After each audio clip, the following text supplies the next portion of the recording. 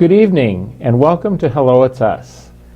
Hello It's Us is dedicated to educating the general public about issues that are important to the disability community. And we believe that through this education, all of you that are viewing these programs will realize that those same issues are important to everyone, because people with disabilities certainly make up a central fabric of the community at large. Hello It's Us is a collaboration between the University of Iowa Center for Disabilities and Development, Uptown Bill's Coffee Shop, and our good friends here at Public Access Television. My name is Mike Hoenig. I work at the University of Iowa Center for Disabilities and Development, and I serve as a co-host for Hello It's Us. Keith? And I'm Keith Ruff, the other co-host. And I would want to welcome both of you again.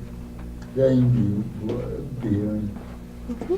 Thank you. We appreciate being here. And let's hear who these fine folks are. This is part 2 of our legislative pre-legislative session for 2017, as the session is soon upon us here, and we're very fortunate to have 2 local representatives here who will be serving Johnson County during 2017 and 2018 legislative sessions, and hopefully a lot longer than that. So welcome, and my immediate right is Representative Mary Mascher from House District 86, and to her right is Representative Amy Nielsen, who is a very busy woman right now. She's the mayor of North Liberty, and she is a representative-elect, is that correct? Did I get the title right? From representing House District 77. So let's just get right into it and ask each of you, and we'll start this time with Amy, if you'd like to just share a bit of background about yourself and what brings you to the legislature. Sure. Well, currently I am still serving as the mayor of North Liberty. I was elected in 2014 and have absolutely loved the work that I've done there as mayor in my community. And what brought me to the legislature really was Sally Stutzman retiring, and she decided not to run for re-election this year, and the seat was open, and I have a lot of strong opinions, I guess, on how I would like to see some changes made in our state government, and number one being public education funding. We've just been doing a huge disservice to our kids for the last 8 years.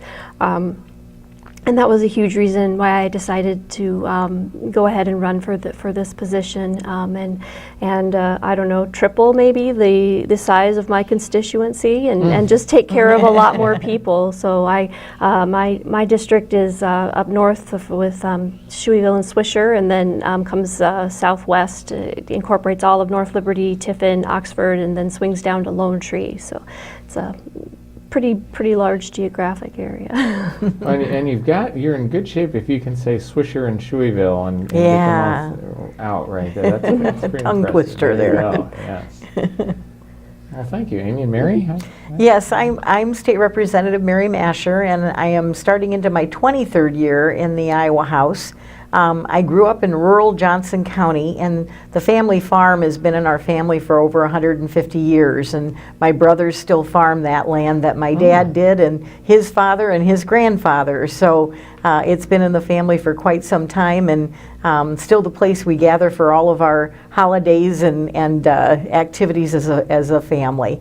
I was an elementary teacher by profession and taught in the Iowa City schools for over 33 years. And so that's the area that I am obviously most interested in and most knowledgeable about when it comes to the legislature. My district is the southern part of Iowa City, and then it also includes some of the rural area between Iowa City and Hills, and then the town of Hills itself is part of the district. Joe Bolcom is our senator. Vicki Lensing is the other half of his Senate district, and so Vicki and I make up the House district that Joe Bolcom has as his Senate district. So that's who, that gives you kind of a sense of who we are and where we represent and what part of the city we actually have as our constituents. We always kind of feel like we represent all of Johnson County. Amy's going to see that too, that even though you have a certain part of the city or part of our county that we represent, we get calls from people all over the county and also all over the state. And so we're state representatives, so even though we come from a specific district, we really do represent the entire state and try to help plan policy and work on legislation that will benefit all Iowans. So I know one of the things that you had talked about, Mike and Keith, was managed care and Medicaid. Yes. And I know that that's an issue that has come up in the legislature because we have three big companies now that are basically managing the care for all of the Iowans who are on Medicaid. And so in any kind of a transition, you've got bumps along the road. And what we found is that many constituents, when this transition occurred, it was a very bumpy ride. It wasn't very smooth in terms of the services being provided for the individuals to make sure that the quality was still there, and then that we still took care of providers, so we had providers to take care of all of those individuals who were receiving Medicaid. And so that's been a real challenge to make sure that providers get paid on time. All of the funding that is coming, basically that they've earned, should be coming to them. What we found with these Medicaid companies is they delay payments a lot of times, or they will just give partial payments to a provider. Well, a lot of providers do not have that kind of deep pockets to be able to cash flow an operation and pay their employees on time. So it has become a real challenge for many of the providers to stay in the Medicaid program because they often say, I just can't afford to do that. And if they can't afford to do that, that means that there are people who may lose services. And that's an enormous issue for Keith and you and all of the other people who are benefiting from those services. And so that's kind of the challenge that we have right now, is making sure that our providers are paid on time, that they're paid the correct amount, and that they're fully paid. And then we also need to make sure that the cares being provided for individuals are still of high quality and that they're able to get the services they need when they need them. So that's kind of what our job is as a legislative body, providing oversight for that transition process. And we want to make sure that that is successful, because obviously that has a big bearing on whether this managed care system is going to work or not. I can speak to that, but my own experience Yes. is here. The care agency, I have won't accept Medicaid because of what you just stated. So I've had to go through looking for another care agency that will accept Medicaid, and it's getting very frustrating.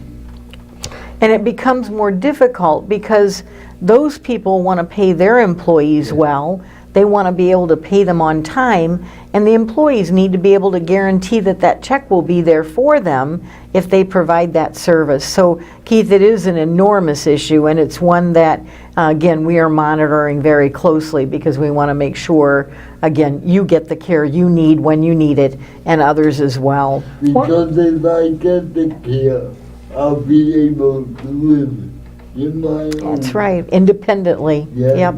Which is what you want.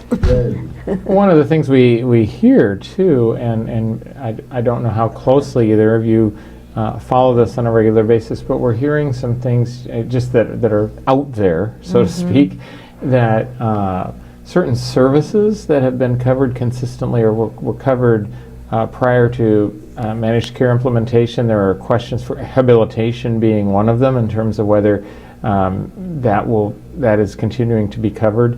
There's also there are concerns out there that because of the administrative level now that's been put in place, and because we have the structure of the managed care companies, and obviously they're pulling down funds to manage the program here, that there is less money to go around for direct services. Right. And can either of you comment on those issues? There is definitely indications that the managed care companies are allowed to receive a large portion of the Medicaid allotment that we get from the federal government for their management purposes.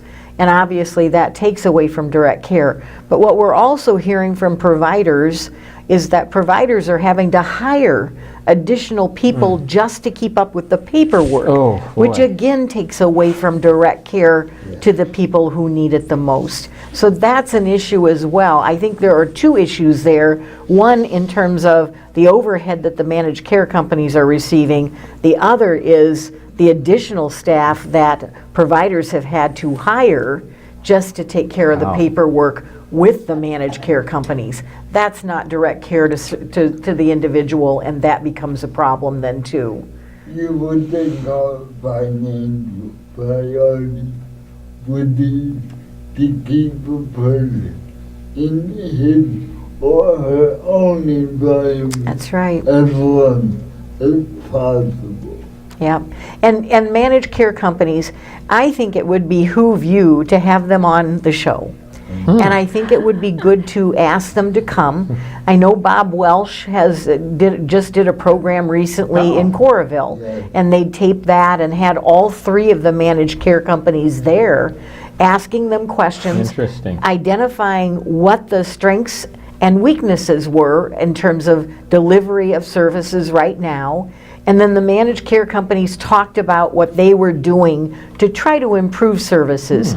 They have PR people, obviously, that will do that. And Mike, I think it would be good for you and Keith to have them on your show so you could ask them those questions. Tell them the stories. Have other people come in Yeah, that and, would- and explain some of the things, the challenges they're facing right now. And allow them the opportunity to troubleshoot, brainstorm, and identify what they can do better. Because I think they are trying. I think there's no doubt about that. Some are doing better than others.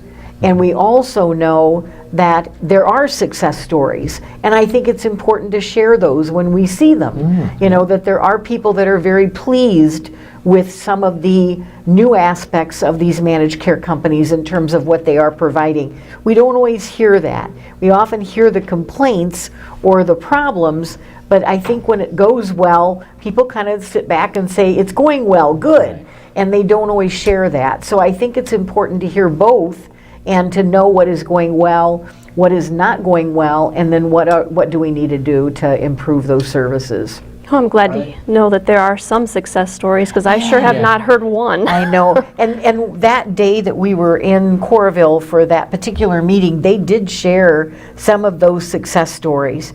And I think it's we don't hear that because it's kind of the squeaky wheel gets the grease. That's who we're going to respond to, are the ones who are having trouble, and we will try to identify what we need to do better in order to solve their problems.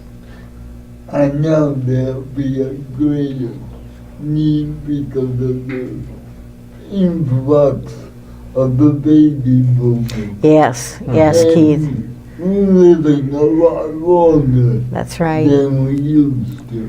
Yeah, Keith, you and I are in that category. I'm not sure Mike and Amy are quite there yet, I'm but on the cusp. you're on the cusp. on the cusp. Amy's got a ways to go, I think, but she was telling me today that she's a Gen Xer, not a millennial. Not a millennial. And I thought she was a millennial because she just seems so young, but I'll take that. Yeah, absolutely. Oh, that's great.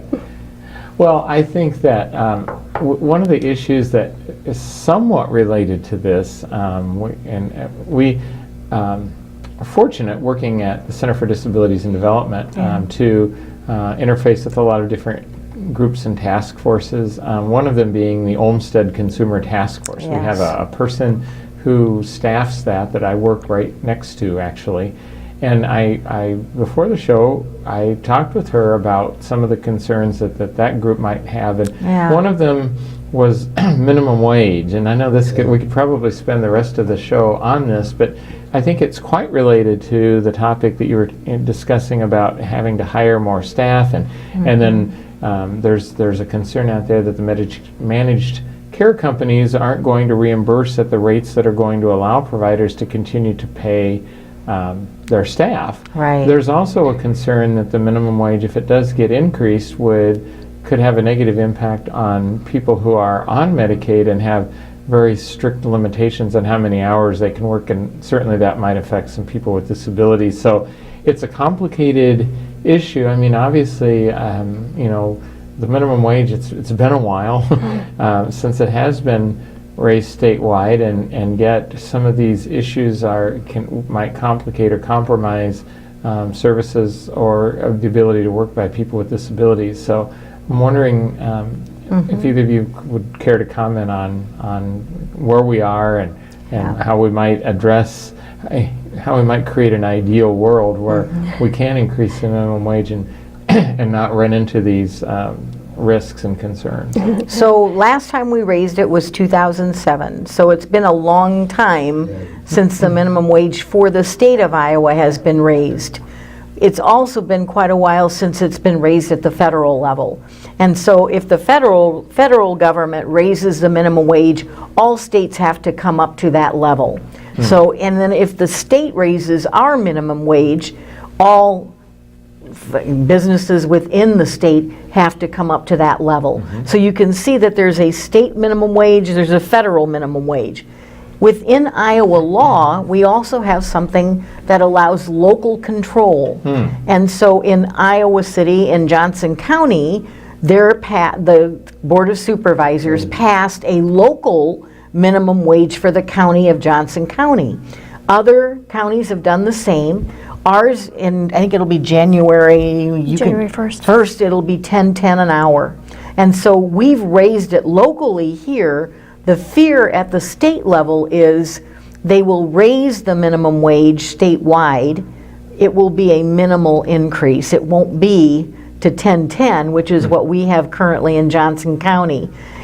That could be a problem because it means that you'd be reducing the wages of some employees in Iowa if you chose to go a statewide minimum wage and you didn't increase it to a $10.10 an hour amount.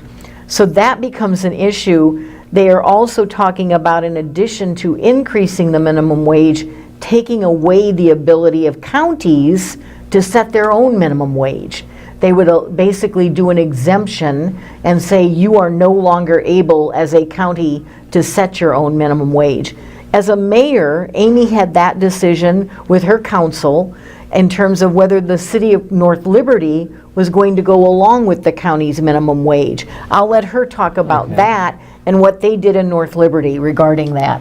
Yeah. Well, North Liberty has decided to go ahead and participate in Johnson County's minimum wage and let it take effect. Basically, is how it works. But there are other communities in Johnson County that set basically their own minimum wage for their own city. Swisher did, Solon did.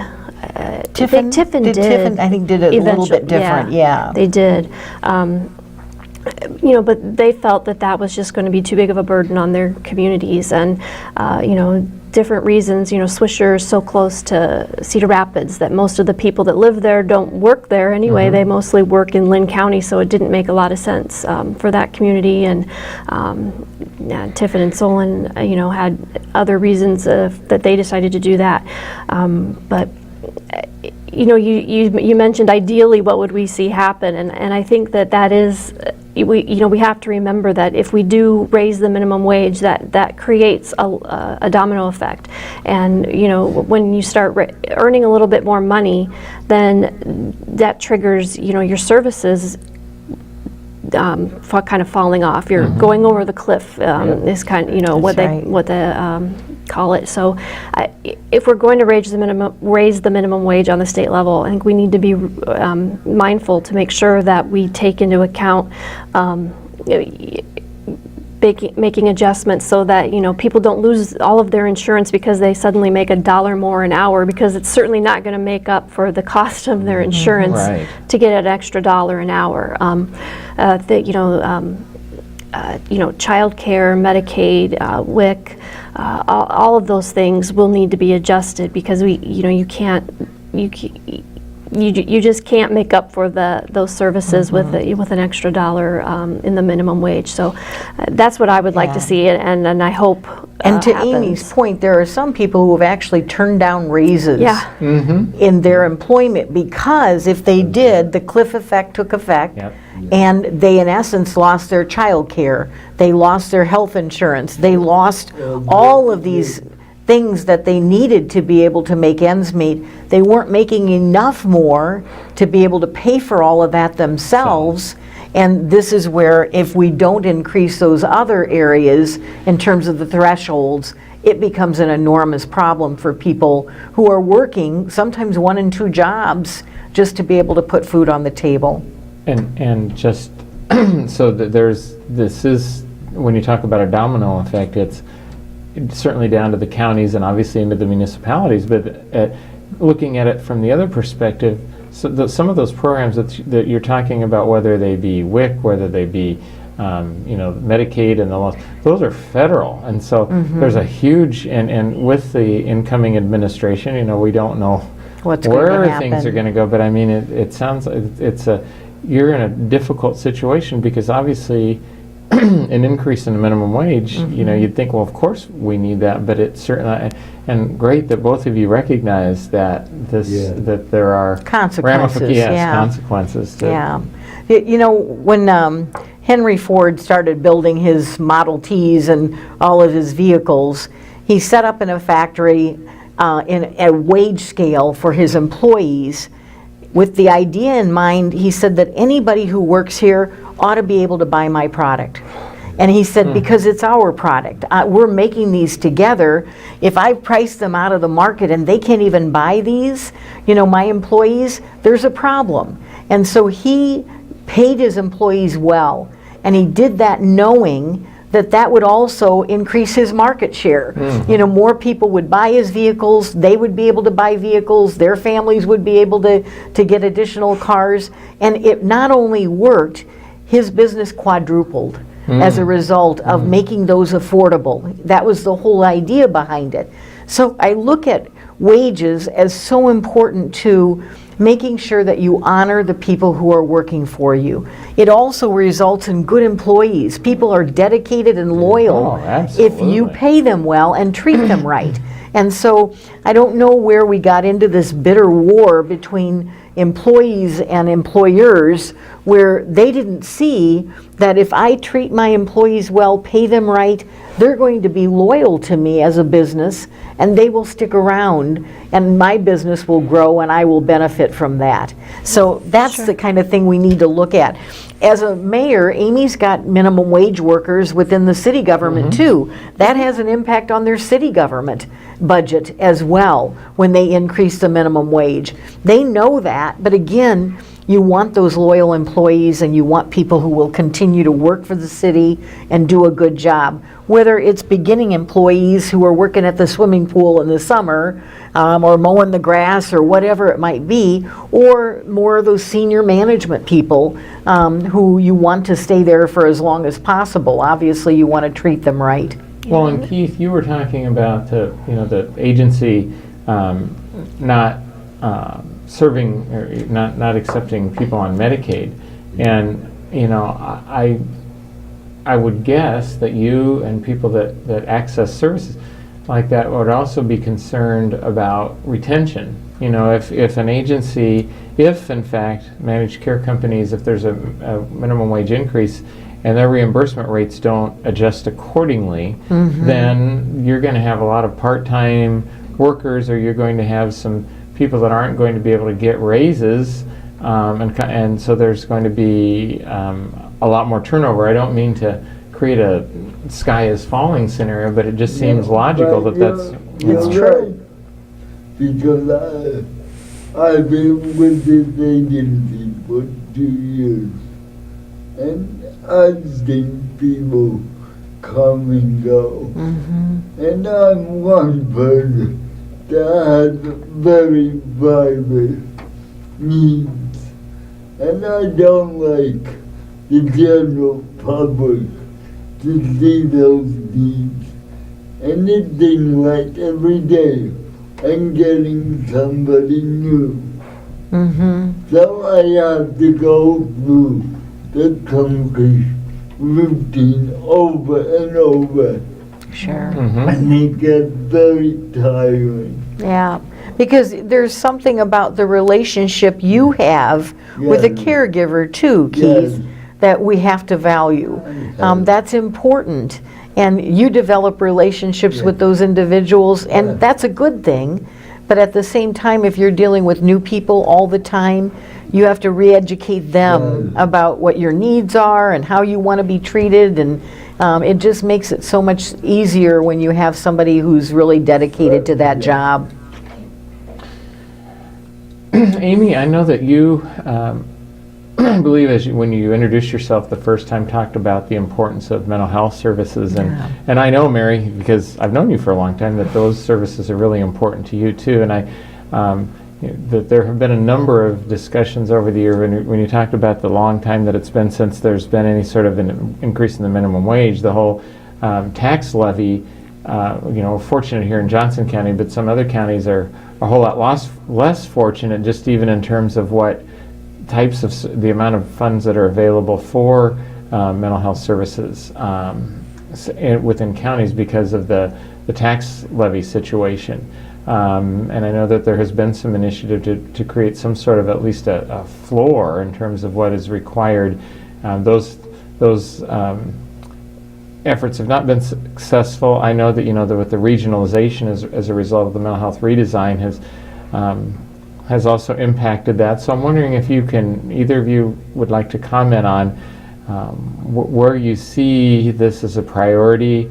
I think it's a given that you have both identified as a priority, but how, within a changing administration now, and how, it seems like you're going to have a tough job ahead with, but I do know that we have some strong proponents in the legislature. So just share your thoughts as you're comfortable with how we may move ahead to ensure that adequate funds are available. At this point, obviously we want to see increases, but certainly to maintain what is there so that we aren't risking institutionalization. Yeah, sure. I think that we need to look to our young people at this point, and we need to, follow the example of the University of Iowa students who went to the regents and said, we want a specific fee put on our bill every year that goes directly to cover mental health services on campus, because they see that it's such a significant need that they asked to be charged this fee. And I think that if you went out and asked, 5 people on the sidewalk right now, just, walk outside, you're going to meet at least 1, if not 5 people who are personally touched by mental illness or behavioral issues in their lives. And, it's just such an awful thing to have a mental illness and know that you need help, and to feel the way that you do, and not be able to just, go down the street and get help and get the treatment that you need in order to have enjoy your life. And it's just such a personal issue to me, and I get a little worked up, so I'm trying to just kind of not get really angry about it and stay calm and talk about it. But it's that we don't cover the behavioral therapies for children with autism, and it's just a proven fact that the earlier intervention that you can give a child, the greater success they're going to have as adults. And why do we not want to be putting successful adults into the world? They're going to be taking care of us when we're older, and and taking over and taking care of the world, quite frankly. And it's insulting to me as a resident of Iowa what we've done to our mental health care. And just to add to that, Amy's right on. I think the earlier we identify children with problems, the more successful we can be in terms of providing the services they need, the support they need, and also providing that for the parents. Sometimes parents have those mental health issues too, That's right. and they also need that support and help in order for them to be successful and for their children to be successful as well. I look at the fact that what we've typically done now is criminalize the mentally ill. And what we're doing, instead of giving them the treatment they deserve and the help they need, they end up getting involved in the criminal system in some way, and we end up putting them behind bars, either in jail or in prison. And to me, $36,000 a year to keep somebody in prison for a year versus providing that health care within the community and making sure that they are successful, they have the medications they need, they're receiving the counseling that they need, they have places where they can gather to get that group support that sometimes is necessary. If we put our dollars and our funding into that, we could save on the long term in terms of keeping people out of the prison system and also providing the help they need in the community so they can stay employed, they can be productive members of society and be able to contribute in ways that they wouldn't be able to otherwise. And so I think these are important discussions to have. I'm glad that Amy's identified that as a high priority, and I'm glad you brought it up today, Mike and Keith. I've got a lot of different committees that we can find places for both of you. I am very sorry to say that we are running up against time again. No. We are. We could do another 2 or 3 shows. We I think. sure could. But I just want to sincerely thank both of you for your passion, for your time to come join us today. It's a busy time for many reasons, and the fact that you were able to make time for this program and to talk about these issues with such passion and obvious sincerity is something that we and the viewers appreciate. So we want to thank you for your time and thank the viewers out there for watching. We appreciate it immensely. I can't thank you and Keith enough, Mike, for your advocacy. You are community leaders, not just for the disabled community, but for everyone. And I think I appreciate what you do and what you provide to enrich our community. So thank you. Thank you. Have a good week out there. Bye now.